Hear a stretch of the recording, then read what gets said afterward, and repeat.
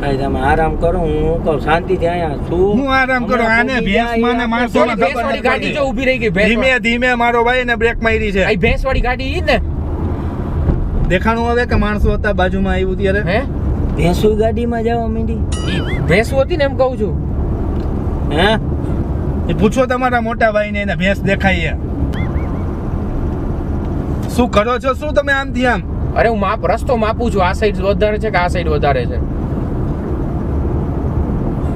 જોવો તો ખરા તમે, મોટભાઈ કેમ ગયા? હા ભાઈ કે આને આ બધા સામેથી લાઈટ આવે છે, અહીંયા શું છે કઈ લગન ઈ સામેથી ગાડી આવતી હોય એની લાઈટ છે.